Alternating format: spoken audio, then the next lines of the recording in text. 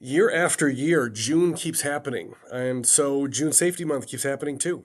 Matt, what's new this year? Anything we should be keeping an eye out for? Well, you're right. It does happen every June. NSC has their June Safety Month, and some of the changes I guess you'll see every year with that is they have their four focus topics. So, things to look for. This year, week one being continuous improvement. Week two focused around employee engagement. Week three is focused around roadway safety, and then week four just on employee overall well being. I knew about the four topics. I didn't know what they were. So thank you for breaking that down. And actually, I think for the first time ever, we typically like to share customer stories somewhere, but I don't think I've ever done the customer story before. But because you're you, I'm going to share a story that I have. On a prep call for a case study the other day, an EHS manager from an HVAC company, that was easy enough to get through for me, was explaining how they'd given their employees three options for new work gloves to pick from. And you can see where this is going.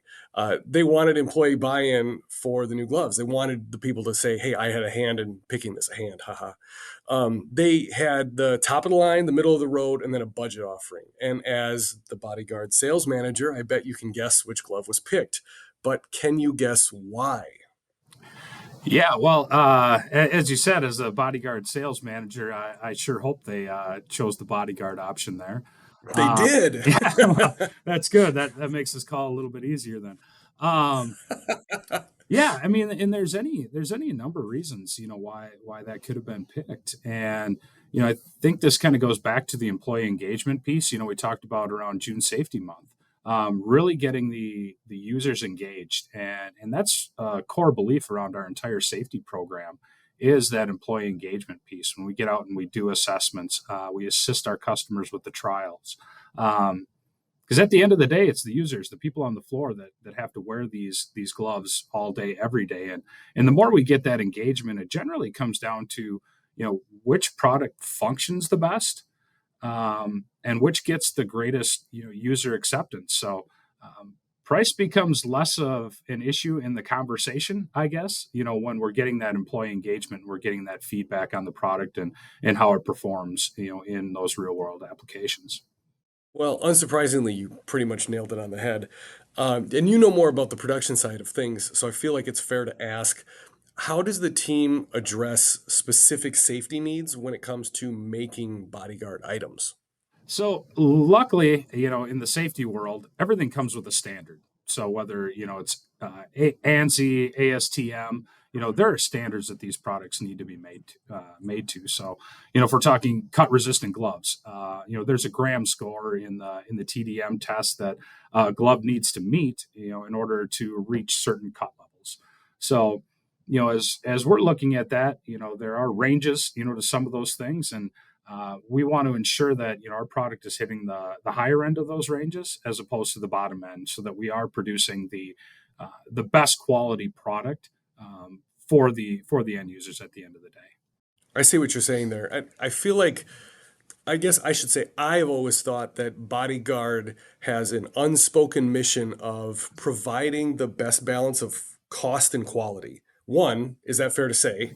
And if so, two, what's next? What's coming down the pipeline for bodyguard? Yeah, I think that's absolutely fair to say. With Bodyguard being our brand, and some people will call that an exclusive brand. There's maybe certain things people think about around that, as far as the cost goes. And really, what we're doing is we're cutting out the middleman, and Mhm. that's why we're able to offer the competitive pricing that we're able to offer.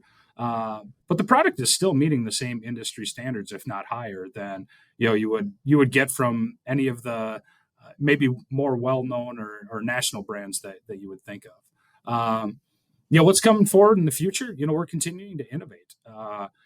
Within the hand protection space, getting into more true HPPE shells that are going to offer more comfort, more dexterity, continuing to work on palm coatings for more longevity.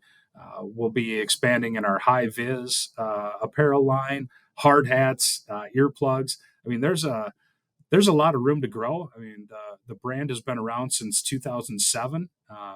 And it is, honestly, it is one of the largest safety brands in North America. But I feel like we're still just scratching the surface with what we can do for a full line, head to toe PPE brand. Some of those I knew about, some of those I did not. Thank you for filling me in, Matt. Absolutely.